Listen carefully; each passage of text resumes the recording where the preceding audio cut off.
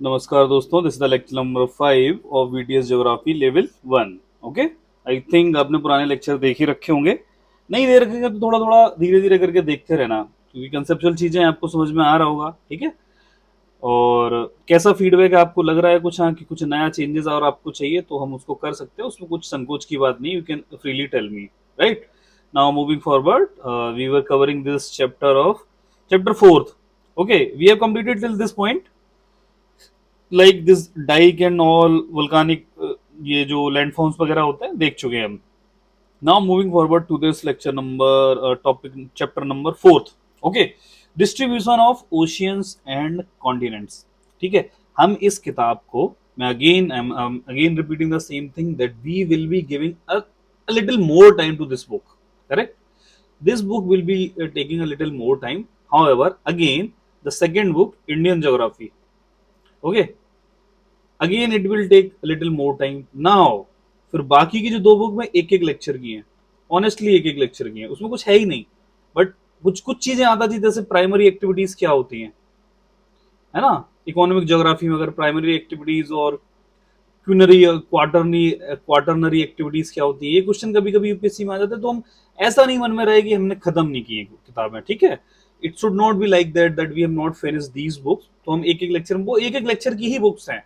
आप है ना सोचना कि मैं भगा दूंगा, मैं ही आधे आधे घंटे एक एक घंटे में उनको रिवाइज किया करता था। ओके, सो चलो distribution of ocean and continents देख लेते हैं। उससे पहले ये कुछ लिखा है मेरे, कुछ ना कुछ नोट्स कहीं ना कहीं से मैंने लिखे होंगे तो बता दे रहा हूँ। देखो, मून के बारे में कुछ देख लेते हैं। We have read a lot about this moon, है ना, big splat event and all these things we have already read it.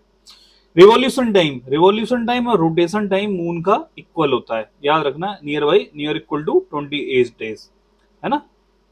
तो इसका याद रखना, रिवॉल्यूशन टाइम और रोटेशन टाइम। इसीलिए हमें क्या होता है कि हमें मून की एक ही साइड हमेशा विजिबल होती है। If anybody asks you then why, जो मून की है ना, आप कभी भी मून को फोटोग्राफ देखोगे ना, मून दिखेगा। आप स्पेस पे सर्च करना, इंटरनेट पे सर्च करना मून की हाई डेफिनेशन इमेजेस, है ना, आपकी मून की इमेजेस दिखेंगी ऐसे ही सब पे। एक यहाँ पे देखो, एक ऐसा करके आपको एक एक ब्लास्ट जैसी एक इमेज जरूर दिखेगी, क्रेटर टाइप का यहाँ पे है कुछ, है ना। Why it is so that we can not see the other side of moon? Because if anybody ask this question then you need to tell कि रिवॉल्यूशन टाइम और रोटेशन टाइम सेम होता है, कि जितने देर में हम घूम के वो हमारे पास आता है तो उसको खुद में भी रिवॉल्व कर जाता है। मतलब कि ये मून है, दोबारा ये घूम के हम आएंगे तो ये, तब तो ये दिख रहा था, लेकिन थोड़ी देर बाद फिर घूम के वहीं आ जाता है ना। तो रिवॉल्यूशन रोटेशन टाइम, बस इतना यार सोच लो। अननेसेसरी दिमाग में ज्योग्राफर हमें नहीं बनना है ना। Again the second point is, it is not over equator of earth while revolving around the earth. मतलब कि अगर ये अर्थ है and moon is rotating like this, revolving like this, तो ऐसा नहीं कि इक्वेटर के ऊपर होता है, नो, है ना। तो ये सेकंड पॉइंट भी आपको याद रखना है। Correct. Third point is the way that the earth is tilted on its axis by 23.5 degrees. In the same way, moon is also tilted at its own axis, that is 6.7 degrees. Correct, that moon's orbit tilted 6.7 degree to equator. जो अपना equator है ना, उससे इसकी orbit जो है ना, उनका डिग्री जो होता है 6.7 डिग्री। याद रखना, इससे बात हो रही, मतलब कि इक्वेटर पे तो रिवॉल्व नहीं करता है, ये ऑर्बिट की बात हो रही थी। ठीक है, ऑर्बिट की बात हो रही है, ऑर्बिटल प्लेन की, याद रखना। ठीक है, इससे रिलेटेड पॉइंट था, है ना। और जो साउथ पोल है ना, वो साउथ पोल अपनी तरफ है। ठीक है, चलो, जो अपनी अर्थ की तरफ है, इसीलिए जो अर्थ पे ना, जैसे साउथ और नॉर्थ पोल पे लैंड करने की बात हो रही होती है ना, तो बस इतना याद रखना कि मून का जो साउथ पोल है that is nearer to us, है ना। नाउ चलो, let us start with ocean. The first point is that in the earth, over the earth, the total surface is occupied, the percentage proportional of ocean and continents is this, 17:30। 17 में क्या है, water है, means oceans हैं, और ये 30% में continents हैं। इतना याद रख लो, मतलब कि नियर बाई है तो बस आपको इतना याद रखना, 29% मीन्स 30% आप मान लो, है ना।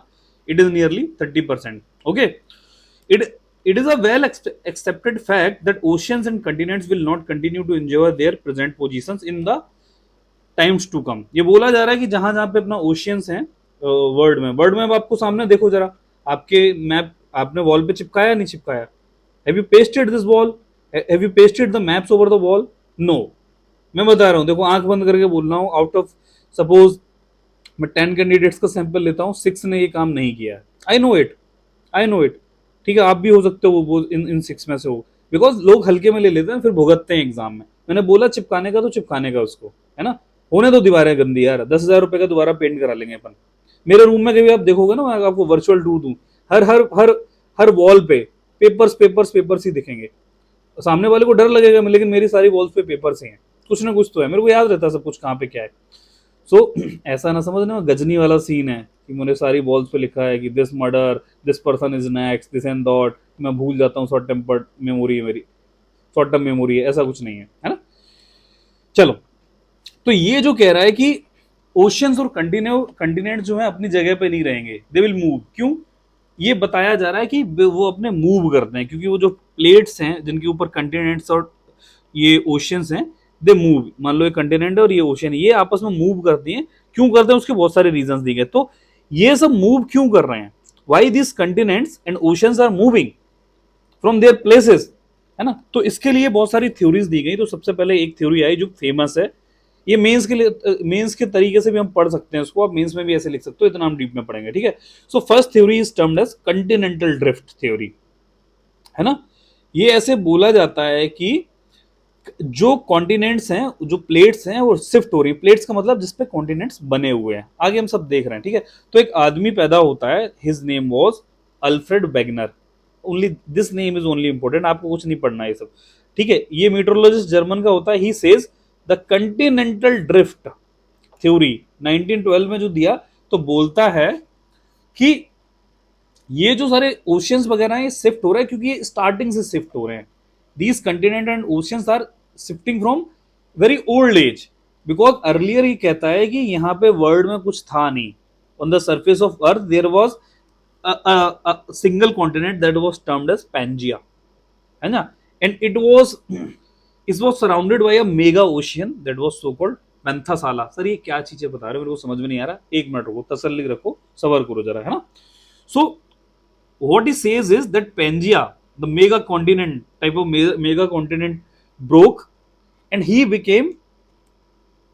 converted into it converted into two continental masses. He says this Pangea firstly broke into two large continental masses. First was termed as Laurentia and other was termed by him as Gondwana land. Correct? Means suppose this is the earth and there was a mega continent, it was termed by him as Pangea, okay, and it got broken into two pieces. First was termed as this Laurentian plate or whatever you call it, second was termed as Gondwana land, okay। देखते हैं अभी थोड़े थोड़े, ठीक है।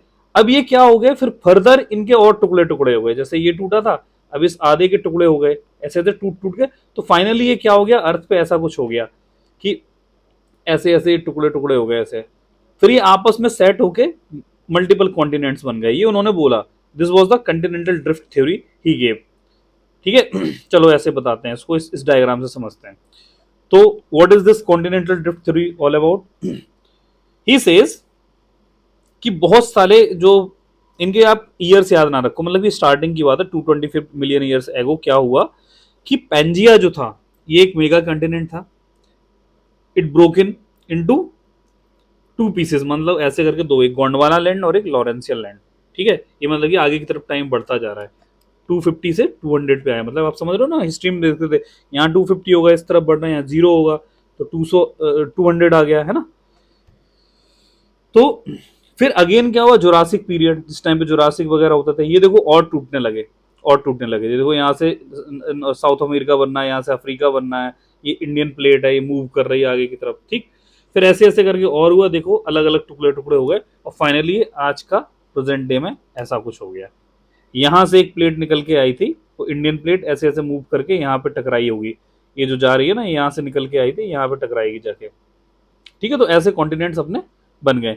अब ये बोला जाता है कि, अब इसको मैं क्यों बता रहा हूं, why I am telling all these things, because ये बोल रहा है कि ये जो प्लेट मूव्स करती हैं, ओशियन की देखो लोकेशन चेंज होती रहती है, कॉन्टिनेंट की लोकेशन चेंज होती रहती है। दैट्स वाई हम ये बता रहे थे कि क्यों चेंज होती रहती है, क्योंकि एक थ्योरी आई थी, उसने ऐसे बोला था कि ड्रिफ्ट होता है, ड्रिफ्ट मीन्स मूव करना, है ना, कॉन्टिनेंट्स मूव करते हैं। अब बोला गया कि क्यों मूव करते हैं, आप एविडेंस दो। आपने कॉन्टिनेंटल थ्योरी जो वेगनर साहब ने दे दी थी, अल्फ्रेड वेगनर ने, उन्होंने बोला कॉन्टिनेंट्स की जरा हमें बताओ कि ये क्यों क्यों ऐसा है। तो उसके उन्होंने एविडेंस मिले।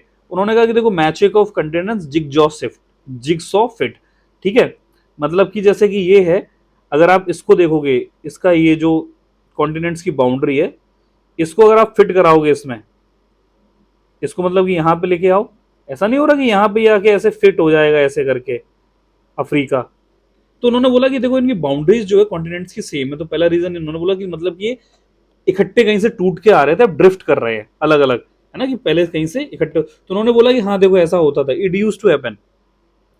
तो इसलिए ये कंटिन्यूसली मूव किए होंगे पुराने जमाने। Again he gave another logic कि rocks of same age across the ocean. पढ़ते हैं इसको, इन्होंने क्या बोला, ये मेंस में भी आप लिख सकते हो। उन्होंने ये बोला कि जैसे कि एंशिएंट रॉक्स की पढ़ाई करी उन्होंने। एक तो उन्होंने देखा कि ब्राजील के कोस्ट पे जो जो रॉक्स थी और वेस्टर्न अफ्रीका के कोस्ट पे, उन्होंने देखा कि सिमिलरिटी है उनमें। जैसे कि ये जो ब्राजील होगा यहाँ कहीं, है ना, ब्राजील और वेस्ट अफ्रीका ये हो गया, ठीक है, इनकी रॉक्स देखी तो बोला कि काइंड ऑफ सेम सिमिलर है, however it is not in the case of here and here in here, है ना, so these are all similar. तो उन्होंने बोला कि कहीं ना कहीं आपस में मिले हुए होंगे। चलो फिर उन्होंने बोला कि चलो ठीक है, और बताओ क्या एविडेंस है आपके पास कि ऐसा हुआ होगा, ये सारे कंटिनेंट्स अभी मूव कर रहे हैं, पहले से ही मूव करते आ रहे हैं। एक तो इन्होंने ये बता दिया। Another logic he gave is tillite is a rock, अभी हम पढ़ेंगे, I think it is a sedimentary rock, sedimentary rock, ठीक है। So it is a type, अरे लिखा तो यार, it is a type of sedimentary rock, fine. So इन्होंने बोला कि ये रॉक को देखा, वही सेम चीज बोली, overall resemblance of Gondwana type sediments clearly demonstrate that these land masses had remarkably similar history. Again उन्होंने गोंडवाना लैंड को और ऊपर सारी जगह का कंपेयर करा, काइंड ऑफ सेम पॉइंट बोला है। प्लेसर डिपोजिट जनरली मिनरल से रिलेटेड होते हैं। Whenever you see this type of word then related to gold, हाँ, thorium, these are, suppose you know this, like this is Indian coast, this is Malabar coast, यहाँ केरला में कुछ सी जो होता है ना, सैंड होता है ना जो, ठीक है, बीच की सैंड होती है, बीच सैंड में, यहाँ पे प्लेसर डिपॉजिट्स हैं, प्लेसर डिपॉजिट। ये प्लेसर डिपॉजिट में सब कुछ मिलता है, जैसे कि थोरियम वगैरह ये सब मिलते हैं यहाँ पे, ठीक है। तो प्लेसर डिपॉजिट जो ओशियन के कंटिनेंट सेल्फ के आसपास में मिलते हैं ना।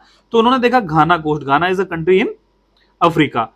He saw that again the gold in the Ghana coast, coast का मतलब होता है प्लेसर डिपॉजिट टाइप ऑफ थिंग्स, है ना। वही टाइम ऑफ सीजन उनको ब्राजील के आसपास भी मिली। अगेन ही सेड देखो प्लेसर डिपॉजिट भी मैच कर रहे हैं, है ना। जैसे कि हमने इंडस वैली सिविलाइजेशन में देखा था, एक मेसोपोटामिया, हमने हिस्ट्री तो पढ़ चुके हैं ना, मेसोपोटामिया सिविलाइजेशन थी, यहाँ की सील्स और यहाँ की सील्स में कुछ सिमिलरिटी है। That's why we connected these dots and said कि इन दोनों में सिमिलरिटीज पाई गई है ना, कि इनमें ट्रेड्स हुआ करता था। डिस्ट्रीब्यूशन ऑफ फॉसिल्स, उन्होंने देखो फॉसिल्स की बात करी कि अगेन वही से चीज है कि स्कल्टन जो यहाँ पे मिलते थे वो वहां पे भी मिल रहे हैं, और काइंड ऑफ सेम टाइप की स्पीसीज पाई जा रही है, सेम चीज है वही फॉसिल्स याद रखो, इससे आप समझ जाना मैं क्या कहना चाह रहा हूँ। तो ये सारी चीजें उन्होंने बताई। फिर इनसे और डिस्कशन हुआ कि why you are saying that where this force came from, है ना, कि ये जो मूव कर रहे हैं, if these continents are moving then what is the responsible force, कि जिससे कि ये मूव कर रहे हैं, वो फोर्स कहां से आ रहा है, एनर्जी कहां से आ रहा है। Then he gave the explanation. उन्होंने बोला कि देखो ड्रिफ्टिंग के लिए जो फोर्स होता है, उन्होंने बोला हम दो नाम बोल रहे हैं कि कॉन्टिनेंटल ड्रिफ्ट क्यों होता है। Two forces are responsible. एक तो पोलर फ्लीइंग फोर्स बोला जाता है, पोलर फ्लीइंग फोर्स, ये क्या होता है सुनते हैं, और दूसरा टाइडल फोर्स, टाइडल फोर्स, ठीक है। पोलर फ्लीइंग फोर्स क्या है, उन्होंने ऐसे बताया कि Wegener suggested that movement responsible for the drifting of the continents was caused by polar और pole fleeing force and tidal force. ये प्रोबेबल क्वेश्चन हो सकता है कि according to continental drift theory which among the forces were responsible for the continent movement, है ना, ये हो सकता है।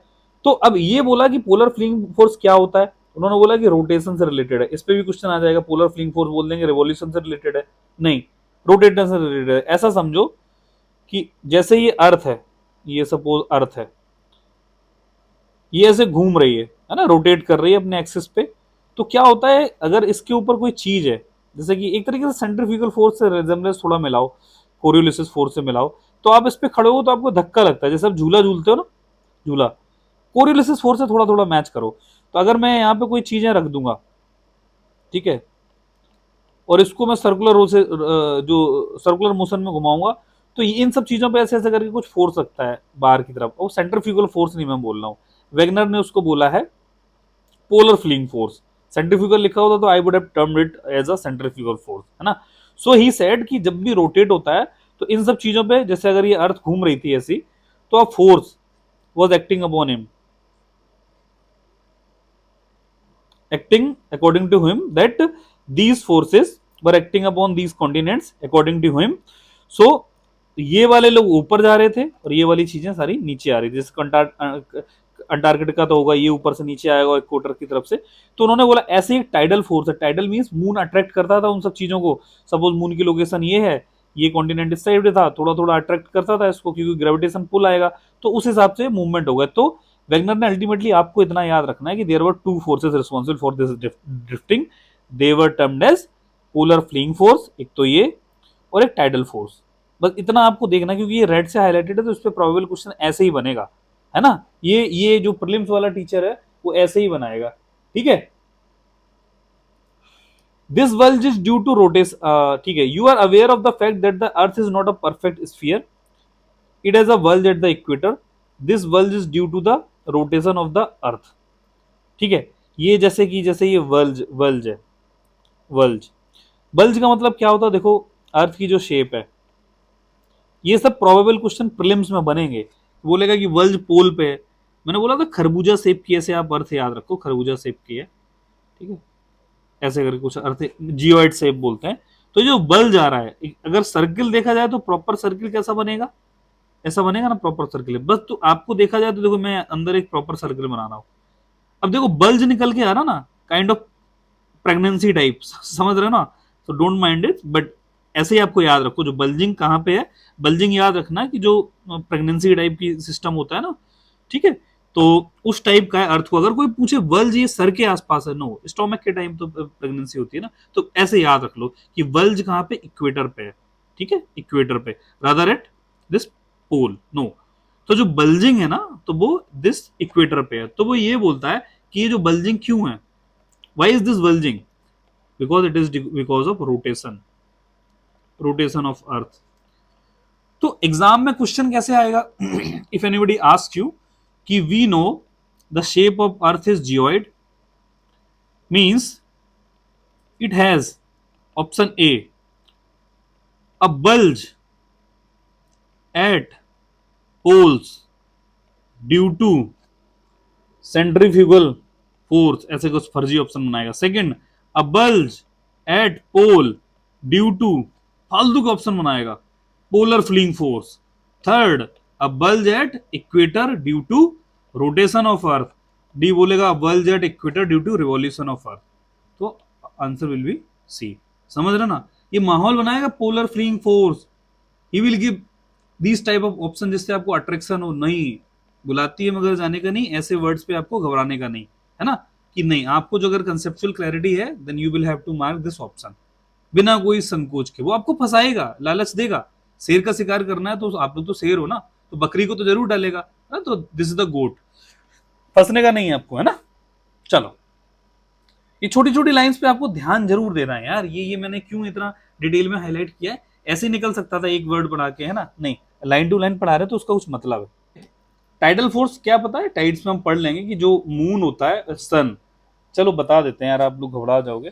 देखो ये अर्थ है, टाइड्स क्या होते हैं आपने सुना होगा ना, this is suppose earth, okay, this is sun, sun थोड़ा वैसा हो गया पोलियो टाइप का, this is sun, this is moon, okay.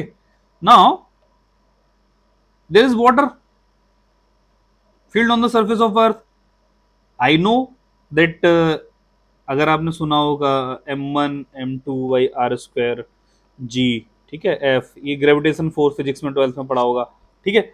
सो यहां पे अगर वाटर है ना, तो मून उसको अट्रैक्ट करेगा, सन अट्रैक्ट करेगा। सपोज दोनों एक ही साइड आ गए मून, तो इस वाटर को अट्रैक्ट करेंगे ना, तो कंडीशन कैसी हो जाएगी, मून का हल्का फुल्का मैं वो बता दे रहा हूँ। सपोज ये सन है, ठीक है, ये मून है, ये अर्थ है, यहाँ पे वाटर आ रहा है, तो इस वाटर को अट्रैक्ट अपनी तरफ अट्रैक्ट करेगा ना, तो ये भी अपनी तरफ अट्रैक्ट कर रहा है, ये भी अपना कंबाइंड बोलते, तो यहाँ पे ऐसे ऐसे पानी ऐसे ऐसे आ जाएगा ना, और यहाँ पे ठीक, तो इसको क्या होगा, एक तरीके से हाई टाइड हो गया।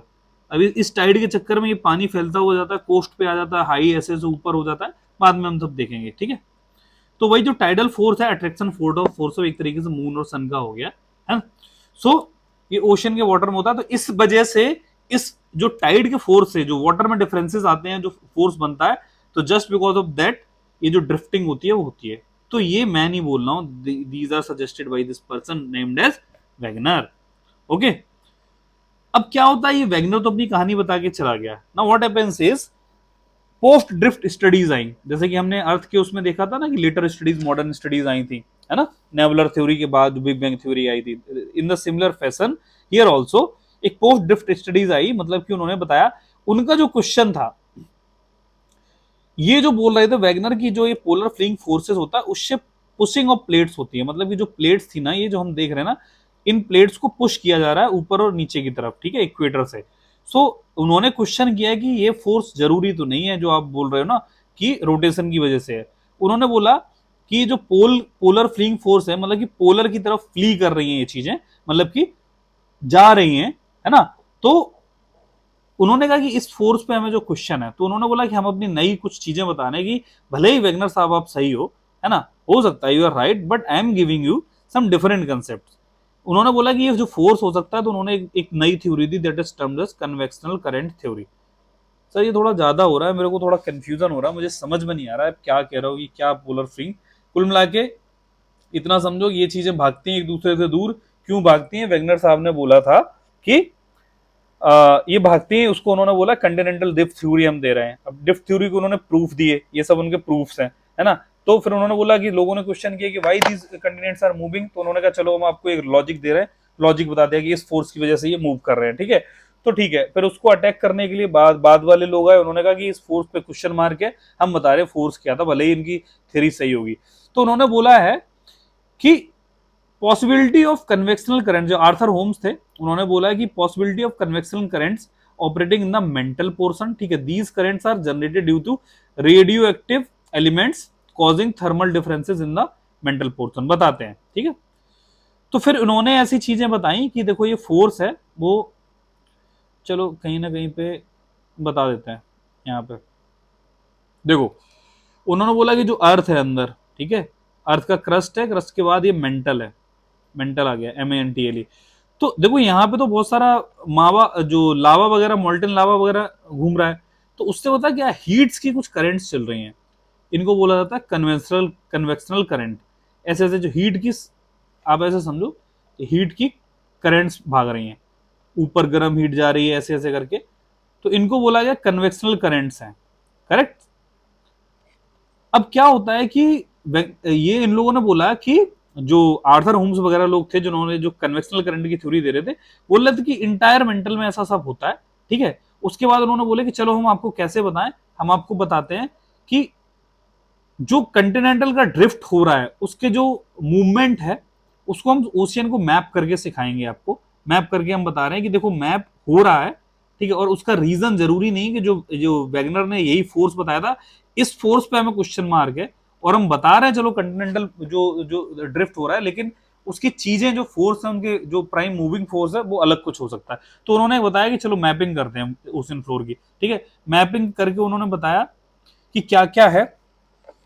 उन्होंने बताया कि देखो ऐसे कॉन्टिनेंट्स मूव कर रहे हैं कि कॉन्टिनेंट के जो ओशियन के फ्लोर पे गए हैं, तो उन्होंने बताया कि the dating of rocks from oceanic crust revealed the fact that the latter is much younger than the continental areas. Latter means oceanic crust, ठीक है।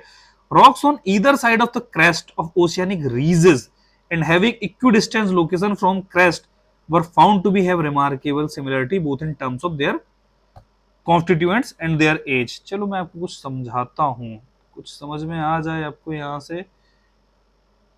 एक तो चलो ठीक है, आप यहां से समझ लो।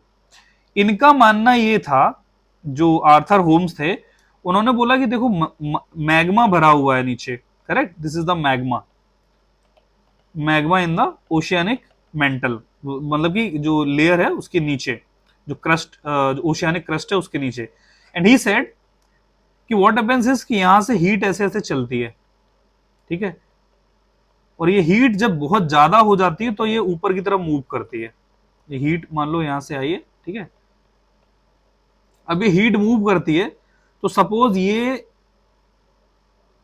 ओशियानिक प्लेट की बाउंड्री है, ठीक है, एस्थेनोस्फीयर वो सब वगैरह, तो एक टाइम बाद क्या होता है, ये इसको ब्रेक करके बाहर आते ही लगता है, और जब ब्रेक होता है एस्थेनोस्फीयर यहाँ का, तो क्या होता है, ये जो लावा होता है ना, वो मैग्मा होता है ना, वो बाहर आ जाता है, लावा बन जाता है, और ऐसे ऐसे फैलने लगता है।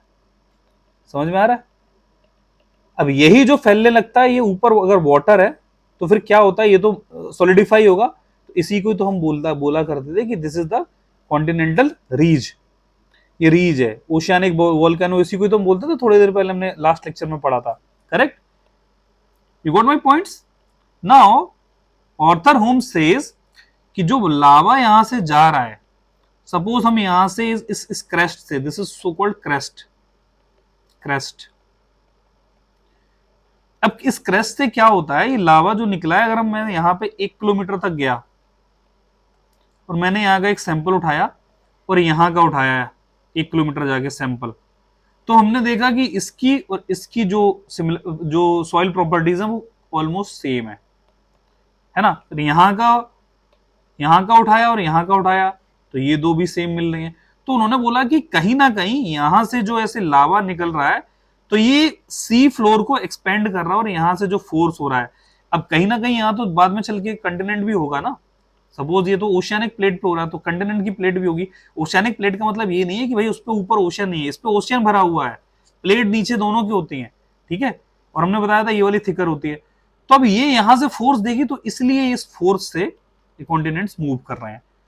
तो मोटा मोटी आपको इतना ही समझना है अभी, ये ना तो मेंस में इतना डिटेल में आएगा, ज्योग्राफी ऑप्शनल हमारा है नहीं, और मैं भी उस पॉइंट ऑफ व्यू से आपको पढ़ा नहीं रहा हूं, ठीक है। तो इनका मानना ये था, जैसे कि अगर आप ये यहां से देख सकते हो कि कन्वेक्शनल करंट थ्योरी की वजह से ऐसा हो रहा है। और चलो मैं बताता हूं, ये कहते हैं कि ये भी हमें ऐसे भी पता चल सकता है कि यहां से ये लावा ऐसे फैल रहा है और ओशियन जो स्प्रेड हो रहा है, ओशियन का सरफेस स्प्रेड हो रहा है, क्योंकि यहां की अगर मैं कार्बन डेटिंग करूं इस रॉक की, और यहां की कार्बन डेटिंग करूं, तो इसका मैं देख रहा हूं कि ये न्यूयर है, यंगर है, और इसको मैं बोल रहा हूं वो ओल्डर है।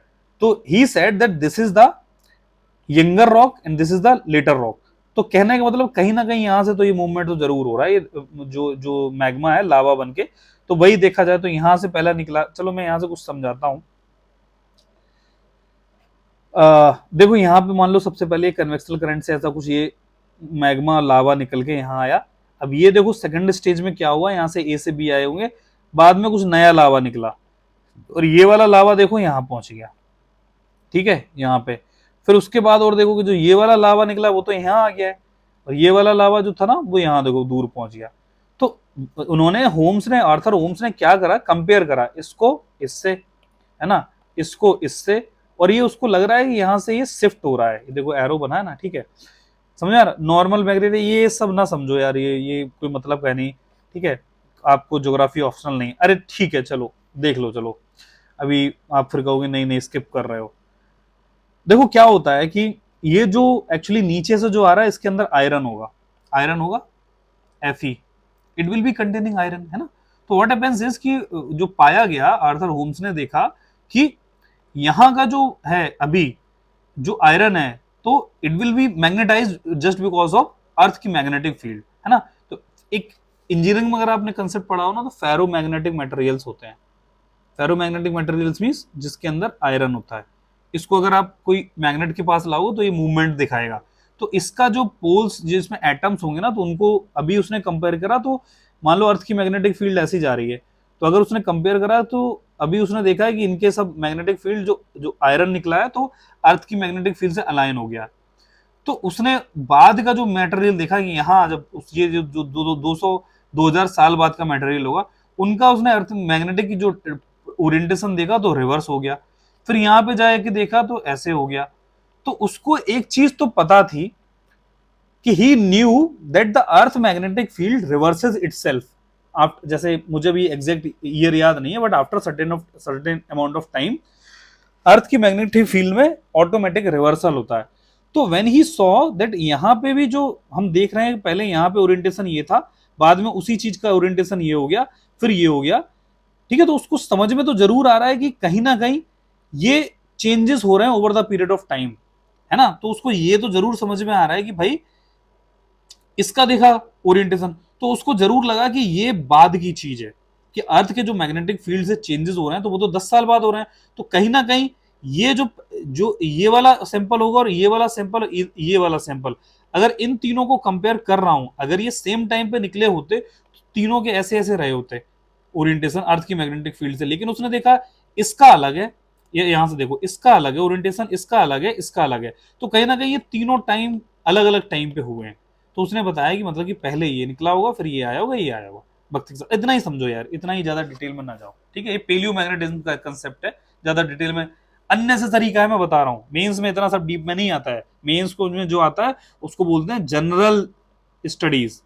हम लोग भावुक हो जाते हैं और हम लोग अनाप शनाप चीजें पढ़ते हैं, इतना ज्यादा मेंस का पढ़ लेते हैं कि हमारा प्रीलिम्स होता नहीं है 4 अटेम्प्ट में। मेंस के मास्टर ना, डोंट डू दिस, थोड़ा स्मार्ट बनो। हार्डवर्क करना तो स्मार्टली हार्डवर्क करो, ना कि केवल हार्डवर्क करते रहो। चलो, हम कहाँ पे थे? तो उन्होंने मैपिंग करी ओशियन फ्लोर की और बताया कि देखो भाई ऐसा ऐसा हमने पाया है। तो उन्होंने बताया कि तो हमारी जो थ्योरी है उसको हम बोलेंगे, जो पोस्ट ड्रिफ्ट थ्योरीज को एक उन्होंने बताया कि कंटिनेंटल कन्वेक्शनल करंट थ्योरी हम बोल रहे हैं। कि मींस जो कन्वेक्शनल करंट्स हैं they are responsible for the movement of these plates, है ना, ओशियानिक प्लेट्स। चलो ओशियन फ्लोर का कन्फिग्रेशन देख लेते हैं क्या होता है। यहाँ पे आपको ज्यादा डिटेल में नहीं जाना, मैं आपको जो बता रहा हूँ बस उतना देख लो, यहां से बस समझ लेना, ठीक है। क्या होता है, देखो ये तो बीच है, बीच मीन्स समंदर का किनारा, है ना। शोर लाइन इसको बोलते हैं, किनारा। अब क्या होता है, आपको बस एग्जाम में कभी भी कंटिनेंटल जो जो ओशियन का फ्लोर का वो आपको बताना हो, है ना, कि आपको बताना हो कि कैसे बनाना है, तो बस इतना याद रखो, बीच से बस शुरुआत हो जाती है अपनी बेस लाइन, ठीक है, अर्थ जो ओशियन की। Now the first point is so called continental self. I am telling you one thing, just remember these things, this to this is so called continental margin, है ना। Do you know what do you mean by margin? What do you mean by margin, है ना। Suppose we have read in history that these are the varna system, Brahman, Kshatriya, Vaishya, Shudra, and these are the marginalized communities, है ना। इनको marginalize कर देते हैं, suppose Chandalas in the Mauryan time, है ना, गुप्तास टाइम, चांडालास। तो दीज आर मार्जिनलाइज्ड ना, किनारा किनारा कर दिया। So this is continental margin, means this is whole continent और उसके जो मार्जिन पे है मार्जिनाइज चीज, तो ये मार्जिन है, इसको पूरे को बोलते हैं कॉन्टिनेंटल मार्जिन। अब उस मार्जिन के अंदर क्या क्या आता है, देखो कॉन्टिनेंटल सेल्फ यहां तक, ठीक है, व्हाइट से देखते हैं, दिस इज कॉन्टिनेंटल सेल्फ। इसके बाद अचानक से जो गिरना शुरू होता है, यहाँ पे इसको बोला जाता है कॉन्टिनेंटल स्लोप, और अगेन फिर थोड़ा सा राइस मिलता है, ठीक है, उसको बोलता है कॉन्टिनेंटल राइस, फिर आ जाते हैं प्लेन्स। तो कभी भी आपको एग्जाम में बनाना, ठीक है, आपको फिर ये जो क्या है मिड ओशियानिक रीजेस, आपको पता है, देखो लावा निकल रहा है अंदर से, correct, we have seen all these things. फिर उसके बाद ये तो ओशियानिक माउंटेन्स हैं। माउंटेन्स अगर ऊपर थोड़ा पहुंच गया तो वही है उसके चारों तरफ पानी आ गया, तो पानी जिसके चारों तरफ वो आइलैंड बोलते हैं। अगर कोई ऐसी चीज है जिसके 3 तरफ पानी है उसको पेनिनसुला बोलते हैं, वी हैव सीन इट, है ना। ये ग्योर्ड बोलते हैं, ऐसे ऐसे आ जाते हैं। और फिर बहुत ज्यादा नीचे चले जाओ कहीं पे, एकदम से बहुत सडन ढलान मिल जाए और यहाँ पे जो एक बहुत सारा नीचे नैरो स्पेस मिल जाए और बहुत डीपर मिला, उसको बोला था ट्रेंच।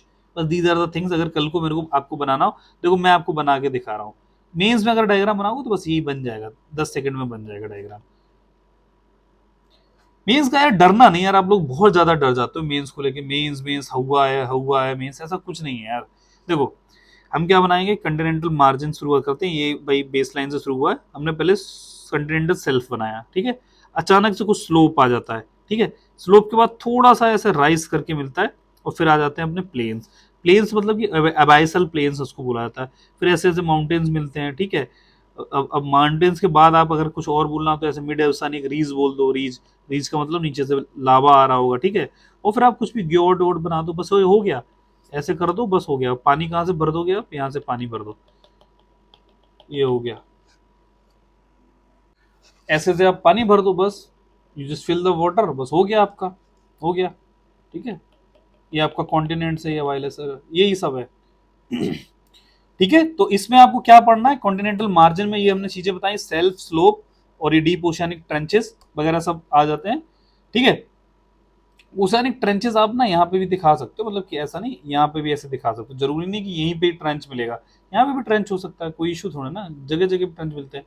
ठीक, तो अब हम ओशियन फ्लोर का जो कॉन्फ़िगरेशन देख रहे थे वो हमने देख लिया, इसको भी आप समझ सकते हो, सी लेवल है, सेल्फ है, ज्यादा डिटेल में नहीं, स्लोप है ना, यहाँ पे प्लेन है ना, ये मुझे आप क्या समझाओ, इससे बेटर मैंने आपको समझा दिया है। कॉन्टिनेंटल मार्जिन देख लिया है, ठीक है। मिड ओशियानिक अबाइसल प्लेन हमने आपको बता दिया है जो नीचे होते हैं, ठीक है। Mid oceanic ridges MoR short में बोलते हैं। अटलांटिक को जब आप देखोगे ना, अटलांटिक को जरा देखना जाके मैप पे, उसमें आपको दिख जाएगा। ये longest mountain chain on the surface of earth through submerge under the oceanic water, ये वही है, रीजेस होती हैं, ठीक है। अब चलो देख लेते हैं अर्थक्वेक है विल्कुआनिस, ये कहाँ कहाँ पे है वर्ल्ड में, है ना। चलो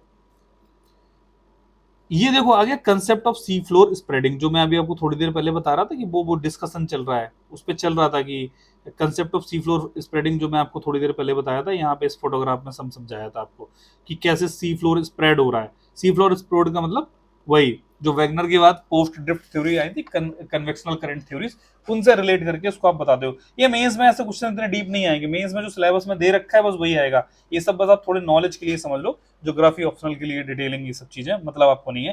ये देखो कैसे सी फ्लोर स्प्रेड हो रहा था और इनको धक्का दे रहा था जाके, ठीक है। तो उसने बताया कि देखो ऐसे ऐसे उसने प्रूफ दिए थे कि कैसे कैसे सी फ्लोर स्प्रेड हो रहा है। These all things we have already discussed. So ये पोस्ट ड्रिफ्ट थ्योरी में स्टडीज में ये सब चीजें बताई गई हैं, है ना।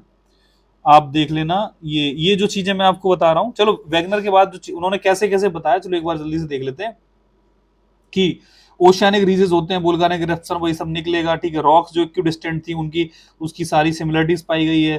The ocean crust rocks are much younger than the continental rocks, क्योंकि वो नया नया बनता जा रहा है ना, ये एग्जाम के लिए पॉइंट याद रखना, ठीक है, रेड से हाईलाइट करना कि अगर कल को क्वेश्चन आ जाए कि the oceanic crust rocks are much younger than continental rocks according to post drift theory, जो कन्वेक्शनल करंट थ्योरी, ये वैसे भी जनरल पॉइंट है क्योंकि वो लावा से निकलती रहती है, ठीक है। ये याद रखना है, ठीक। The sediments on the ocean floor are unexpectedly very thin, scientist were, ठीक है, ये वही सब चीजें नॉर्मल चीजें हैं। तो ऐसे एक हाइपोथेसिस बताई गई कि सी फ्लोर स्प्रेडिंग हो रहा है। किसने बताई, कुछ आपको नहीं मिलना, कि रप्चर ऑफ ओशियनिक क्रस्ट होता है, लावा निकलता है, फैलता जाता है दूसरी तरफ और ऐसे करके ओशियन जो है ना वो मूव करता जाता है, ठीक है। चलो अब यहां से देख लेते हैं कि जो वोल्काने जो अर्थक्वेक इन वोल्केनोज है वर्ल्ड में कहाँ कहाँ फैले हुए हैं, देखते हैं। देखो वोल्केनोज, एक तो ये उल्टा सीधा ऐसा दे रखा है ना, कहाँ गया भाई, देखो वोल्केनोज समझ में नहीं आ रहा कहाँ पे। जस्ट अ मिनट, ये देखो अर्थक्वेक एंड वोल्केनोज की थियरी कहाँ लिखी है, चलो यहां से डिस्ट्रीब्यूशन ऑफ वोल्केनोज देखना, you will notice a line of dots in the central parts of oceanic Atlantic ocean almost parallel to coast line. क्यों, ये वही है एमओआर, मिड ओशियानिक रीच। तो एक तो यहाँ पे हमें वोल्केनोज मिलते हैं। It further extend in Indian Ocean, कोई बात नहीं। It bifurcates the little south of Indian, ठीक है, कोई बात नहीं है। चलो यू विल नोटिस, ठीक ठीक ठीक, मिड ओशियानिक रीज है, वही है जो हमने देख लिया। अब दूसरा आपको concentration, another area of concentration of कहाँ मिलेगा, अल्पाइन हिमालयन सिस्टम पे, ये क्यों होते हैं हम बताएंगे। और तीसरा कहाँ मिलेगा, रिम ऑफ पैसिफिक ओशियन, इसको रिंग ऑफ फायर भी बोलता है। इस पर डायरेक्ट मेंस में क्वेश्चन आ चुका है, ring of fire means ring of volcanoes हो गया, ठीक। तीन चीजें मिल गई आपको। तो आपको अगर कल को दिखाना हो कि वोल्केनोज कहाँ होते हैं, बस यही तीन चीज आपको याद रखनी है मेंस के पॉइंट ऑफ व्यू से। अब ये क्यों होते हैं उसका हम रीजन मैं आपको बता रहा हूँ, इससे जब समझना, आपको समझ में आ रहा है ये क्या है, दिवाली मनाई जा रही है कि ये क्या है। ये देखो पूरा वर्ल्ड मैप है, ठीक है, लेकिन प्लेट्स दिखाई गई हैं। जैसे कि ये पैसिफिक प्लेट है, ठीक है, पैसिफिक प्लेट का मतलब इसके ऊपर ओशियन भरा होगा। यूरेशियन प्लेट मतलब इसके ऊपर जो यूरेशिया का कॉन्टिनेंट है वो होगा, ठीक है। चलो तो ये जो देखो पहली चीज तो हमें कहाँ वोल्केनोज दिखाने हैं कि जहां पे अटलांटिक ओशियन को सबसे पहले देखते हैं। अटलांटिक ओशियन कहाँ है, इस वाले मैप में देखो अटलांटिक ओशियन कहाँ दिख रहा है, ये तो पैसिफिक हो गया, ठीक है। ये है अटलांटिक ओशियन अपना, ठीक, ये देखो ऐसे ऐसे ऐसे करके ये अटलांटिक ओशियन है। अटलांटिक ओशियन के अंदर देखो, ये देखो एक जो लाइन जा रही है ऐसे करके, डॉट्स मिल रहे हैं, तो ये क्या है, ये एमओआर है, मिड ओशियानिक रीज। तो यहाँ पे वोल्केनोज होते हैं, इतना याद रखना, ठीक है। एक तो हम ये बताएंगे अगर कल को है। और ये रिंग ऑफ फायर, ये जो पूरा पैसिफिक ओशियन के किनारे किनारे ये फैला हुआ है, ये रिंग ऑफ फायर है, ठीक है, मतलब कि यहाँ पे छोटे छोटे माउंटेन्स हैं और जिनमें वोल्केनोज हैं, ठीक। तीसरा कहाँ आपको दिखेगा, एक देखो ये साउथ अमेरिका के एक किनारे दिख रहा है, मतलब ये अल्पाइन है, अल्पाइन मीन्स जो माउंटेन्स होते हैं उसके किनारे, ठीक है। और एक देखो यहाँ पे दिख रहे हैं वोल्केनोज, ठीक है, वोल्केनोज अर्थक्वेक जोन्स होते हैं, यहाँ पे वोल्केनिक इरप्शंस थोड़े थोड़े होते हैं, ठीक है। सो ये तो डीप अर्थक्वेक जोन्स हो गए, इसमें अगर वोल्केनोज पाए जाएंगे, वो वोल्केनोज कौन से मिलेंगे, एक सबडक्शन जोन के वोल्केनोज होते हैं, मैं बता रहा हूँ डिटेल में थोड़ा बता रहा हूँ, बस इनका मतलब अभी जो ब्लैक ब्लैक दिखाया गया वो अर्थक्वेक जोन समझाएंगे, जो डॉट्स है ना, डॉट्स उनको आप वोल्केनो समझना। तो जो ये सब दिखाया जा रहा है कि रिंग ऑफ फायर वगैरह, एक तो ये है, और एक डॉट को याद रखना, और थोड़े थोड़े ये जो एंडीज और रॉकी माउंटेन्स है ना, इनके अंदर है, मतलब इनको जनरल वोल्केनोज नहीं बोला जाता है, थोड़े थोड़े दिखे, जैसे काराकोरम में भी कुछ ना कुछ वोल्केनोज है ना, इन जनरल नहीं बोलोगे इनको, लेकिन जो मेन आपको याद रखना है रिंग ऑफ फायर और एमओआर। अब देखो यहाँ पे समझते हैं क्यों होते हैं ये। देखो क्या होता है कि देखो मिड ओशियानिक रीज में, जो अटलांटिक का जो मिड ओशियानिक रीज है उसका तो वोल्केनिज्म हमें पता है, ये कंसेप्ट हो गया, इसकी वजह से वोल्केनो होते हैं। लेकिन जो ये पैसिफिक ओशियन के वोल्केनो, जो रिंग ऑफ फायर है, पैसिफिक ओशियन से मैं कैसे आपको समझाऊं, इसमें डायग्राम दिखाया गया है, हाँ हाँ, ऐसा समझो कि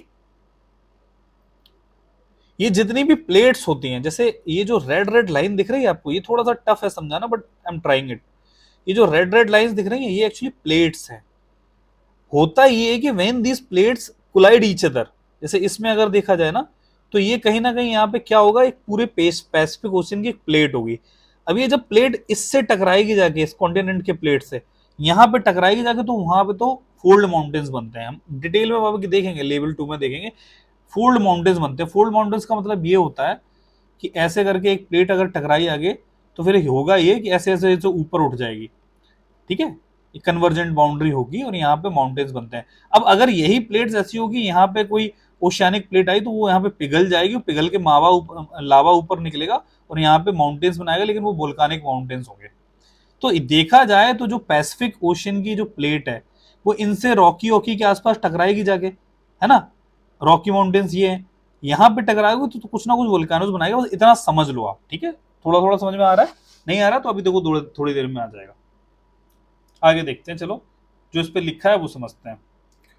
तो उन्होंने तो बता दिया कि वोल्केनोस कैसे फैले हुए हैं, concept of sea floor spreading हमने देख लिया, बाकी का डिटेलिंग जब आप आएंगे हम लेवल 2 में इसको सबसे समझाएंगे। होता यही है कि जो जितनी ये प्लेट्स हैं, जो प्लेट्स आपस में टकराती हैं तो वोल्केनोस बनते हैं, क्यों, फिर वहां पे मैग्मा इकट्ठा होता है, फिर वो बाहर निकलता है, ये सब प्लेट्स आपने आपने देख ली। इंडिया के सेंस में भी बताया जाए तो काराकोरम है, चलो थोड़ी सी एक्स्ट्रा इन्फॉर्मेशन ले लो, अभी कोई मतलब नहीं उस सब चीज का पढ़ने का, लेकिन चलो सुन लो। जैसे इंडिया की प्लेट है ना, जो इंडियन प्लेट थी, इंडियन प्लेट्स भी बाद में आके ऐसे ऐसे करके, जो इंडियन की प्लेट थी, यहाँ पे यूरेशियन प्लेट हुआ करती थी, यूरोप वाली, एशिया वाली, इस पे टकराती है, तो जब टकराती है तो यहाँ पे कुछ ना ऐसे ऐसे ऊपर ऐसे होते हैं, इनको हिमालय बोला जाता है, ठीक है। अब हिमालय के भी पीछे अगर देखोगे तो द्रास करके जगह पड़ती है, द्रास, जैसे पाकिस्तान के आसपास, तो यहाँ पे जो ऐसे नीचे से माउंटेन निकल के आते हैं ना, तो उनको काराकोरम माउंटेन्स बोला गया। Karakoram is not the part of true Himalayas, no it is not, ठीक है। काराकोरम हिमालय, इसका नाम ही कारा इसलिए पड़ा ना, द नेम कारा डिनोट्स टू ब्लैक, मीन्स यहाँ पे जो नीचे से ऐसे ऐसे निकल के है ना लावा, उससे ये माउंटेन्स उठे और उसमें थोड़े थोड़े ब्लैक माउंटेन्स टाइप के हैं, तो इसीलिए the name termed as Karakoram, means काला, कारा कारा, है ना। और बाद में ये पीछे की तरफ जो निकल के आए उनको हिमालयस बोला जाता है। डिटेल्स में अभी आपको मुझे पता है, फोटोग्राफ जब तक नहीं दिखाऊंगा तब तक समझ में नहीं आएगा, उसकी जरूरत अभी यहाँ पे नहीं है, ठीक है। तो हमने थोड़ा थोड़ा देख लिया कि कहाँ कहाँ पे फैले हुए हैं ये जो वोल्केनोज है। ये देखो सी फ्लोर स्प्रेडिंग है, यहाँ पे आपको अगर वो फोटो ना दिखाता तो ये समझ में ना आता है, वो तो मतलब यहाँ से देखो लावा निकल रहा है, ऐसे कौन सी बाउंड्री होगी, ठीक है, डाइवर्जेंट प्लेट बाउंड्री होगी जहां से ये लावा निकलेगा, डाइवर्जेंट का मतलब बताते हैं अभी, ठीक, ये हो गया। अभी जो मैं डाइवर्जेंट बाउंड्री स्प्रेडिंग बता रहा हूँ, तो उसके लिए सब समझने के लिए एक और कंसेप्ट आता है, प्लेट टेक्टोनिक्स। प्लेट्स मीन्स तो आपको पता है, जो नीचे प्लेट्स होती है जिनके ऊपर कॉन्टिनेंट्स एंड अपना जो ओशियंस हैं, ठीक है, लेकिन ये कॉन्टिनेंट्स और ओशियंस को समझाने के लिए ये किसके ऊपर टिके हुए हैं, the thing is they are lying over the plates. अब इन मल्टीपल प्लेट्स के नाम जो होते हैं हम आपको दिखा दे रहे हैं, and they keep on moving, they keep on moving, that is why this movement so called plate tectonics. तो मूव करते हैं तो फिर इनसे अर्थक्वेक वगैरह आता है, वो सब आता है, ठीक है। So since the advent of concept of sea floor spreading the interest in the problem of distribution of ocean, ये सब चीजें आई तो फिर आदमी ने समझाया बहुत सारे लोगों ने कि ऐसा होता है, ये मूवमेंट प्लेट्स का होता है, ठीक है। तो इसको बोला गया प्लेट टेक्टोनिक्स, मतलब कि उनकी गतिविधियां, उनका जो मूवमेंट हमें समझना है, उसको हमें देखना है, ठीक। लिथोस्फीयर प्लेट, बस वही समझो जो मैं छोटी छोटी चीजें बता रहा हूँ, बस वही। अब ये कहाँ कहाँ पे होते हैं, बोथ कॉन्टिनेंटल और ओशियानिक लिथोस्फीयर में होती है। Plates move horizontally over the asthenosphere as rigid unit. इतना बस रेड से हाईलाइटेड है, याद रखना कि प्लेट टेक्टोनिक्स का मतलब क्या होता है कि the movement of plates over the asthenosphere. अब एस्थेनोस्फीयर वही चीज है जहां से तोड़ के लावा निकलता है बाहर, है ना। अपर पार्ट ऑफ जो मेंटल में एक पतली सी लेयर होती है अंडे के छिलके जैसी, correct. The lithosphere include the crust and top mental, top mental में भी यही एस्थेनोस्फीयर आ जाता है ना। चलो ये दो चीजें हो गई। अब जो मेजर प्लेट्स है, मेजर प्लेट्स में बोल रहा हूँ, नॉट माइनर, कुछ चीजें आपको देखनी पड़ेंगी, जरा उनको देख लो। क्या है, Antarctica and oceanic in surrounding oceanic plates, north America की, ये सब आपको पता है, इसके ऊपर नॉर्थ अमेरिका होगा, साउथ अमेरिका होगा, इंडिया ऑस्ट्रेलिया न्यूजीलैंड प्लेट हो गया, अफ्रीका यूरेशिया, ठीक है। लेकिन इंपॉर्टेंट इसमें ये है the minor plates for both UPSC as well as state PCS too. Means question यही आएगा कि जैसे नीचे लिखा है, देखो आपको दिखा रहा होगा कि कोकोस प्लेट्स क्या है, ये आपको रटने पड़ेंगे। कोकोस प्लेट्स कहाँ है, बस 4-5 नाम है, आपको just remember this. Cocos plates lies between Central America and Pacific plate. Let us see where it is. Central America mean Central America is part of this Caribbean Arabian नॉर्ड, है ना। तो ये तो सेंट्रल अमेरिका हो गया। तो Cocos plate ये है सेंट्रल अमेरिका, और ये जो पैसिफिक प्लेट पूरी जा रही है ना, this is the Pacific plate, उसके बीच का कोकोस है, याद रखना। नजका कहाँ है, Nazca plate is between south America and Pacific plate, south America is this, तो उसकी प्लेट तो उसके ऊपर ये होगा, तो ये नजका प्लेट, ये अगेन पैसिफिक और साउथ, याद रखना है, ठीक है। अरेबियन प्लेट कहाँ है, ऑब्वियसली बात है, अरेबियन पेनिनसुला का सऊदी अरेबियन एंड लैंडमास, सही बात है, जो पूरा यहाँ पे जो जो यहाँ पे होगा ना, वो अरेबियन प्लेट हो गई। फिलीपीन प्लेट, जाहिर सी बात है, फिलीपींस साउथ जो साउथ ईस्ट एशिया के आसपास फिलीपींस वगैरह पे होगा, ठीक है, देख लेना, ये फिलीपींस प्लेट है। लेकिन फिलीपींस प्लेट है किसके बीच में, एशियाटिक एंड पैसिफिक प्लेट। देखो पैसिफिक तो ये हो गई अपनी, है ना, पैसिफिक और एशियाटिक, एशियाटिक अपनी ये वाली पूरी प्लेट हो गई, ठीक है। यूरोप यूरेशियन जिसको भी मिलजुल के होता है। तो आपको याद रखना है इनकी लोकेशन, बस एक दो प्लेट्स हो रहे हैं उनको जरा देख लेना, कैरोलिन प्लेट का है और फूजी प्लेट का है। फूजी नाम से ही लग रहा है जापान अपान के आसपास होगा, तो ऑस्ट्रेलिया ये है कहीं, ऑस्ट्रेलिया ये है, फूजी कहीं पे होगा, यहाँ पे देख लेना, है ना। गूगल करना करना समझ में आए। तो these are the minor plates, you need to remember the names. अब प्लेट टेक्टोनिक्स का मतलब क्या है कि प्लेट्स का मूवमेंट कैसे होता है, वो हम जरा समझते हैं 2 मिनट में ना। So we were reading about this plate tectonics, ठीक है। अब देखो प्लेट टेक्टोनिक्स का मतलब, टेक्टोनिक्स एक तरीके से डायनामिक्स समझो, you understand the tectonics means dynamics of plates only, dynamics means movement, fine. एक जो वर्ड बोला जाता है, एक लाइन लिखी है कि scientist using the paleo magnetic data, जो मैं बता रहा था कि तो अर्थ का जो डेटा मैग्नेटिक फील्ड का चेंज होता रहता है, they have determined that the positions held by each of the present continental land mass in different geological periods, ठीक है। Position of Indian subcontinent mostly peninsular India is traced with the help of rocks analysed from the Nagpur area. मतलब कि India की जो चीज समझी जाती है पेलियो मैग्नेटिज्म के हिसाब से, बस एक जगह का नाम याद रखना, नागपुर एरिया की जो जो रॉक्स हैं उसे, क्योंकि नागपुर एरिया एक तरीके का डेक्कन में आ गया, तो वहां पे इग्नियस रॉक्स होंगी। इग्नियस रॉक्स मींस वही जो वोल्केनिक रॉक्स वगैरह नीचे से जो मैग्मा निकल के आता है, उससे भी हम पढ़ने वाले हैं, ठीक है, उससे कुछ बन के आएंगे, ठीक है। तो हम प्लेट टेक्टोनिक्स थोड़ा पढ़ लेते हैं, होते क्या है, ये चैप्टर कितने देर का, हाँ चलो ठीक है, इसको जल्दी आज ही हमने धीरे धीरे स्लोली चैप्टर लिया क्योंकि इसमें कंसेप्ट थोड़े समझने वाले थे, ठीक है। तो प्लेट टेक्टोनिक्स का मतलब होता है डाइवर्जेंट बाउंड्री, कन्वर्जेंट बाउंड्री, ठीक है, और कैसे कैसे हो सकता है ट्रांसफॉर्म बाउंड्री, मतलब कि जब दो चीजें, दो प्लेट्स अलग अलग हो रही हो तो डाइवर्जेंट हो गया, स्प्रेडिंग साइड्स बनेगी, है ना। और जैसे कि मिड एमओआर में देखा है, मिड अटलांटिक रीजन में, है ना। कन्वर्जेंट हो गया तो सबडक्शन जोन बनेगा, मतलब कि एक दूसरे में कन्वर्ज हो रही है, कि लड़ाई हो रही है, कि तो एक ना एक तो नीचे जाएगा, है ना, मरेगा, है ना। तो जैसे कि ये किसी किसी के ओशियानिक वर्सेस कॉन्टिनेंटल हो सकता है प्लेट, या टू ओशियानिक प्लेट आपस में कन्वर्ज हो जाएंगे, टू कॉन्टिनेंटल प्लेट कन्वर्ज हो जाए, आपस में लड़ जाए आके, है ना। And the third is transform boundary, in that case transform faults are made, है ना, जो प्लेन्स एक तरीके से सेपरेशन पे बनते हैं।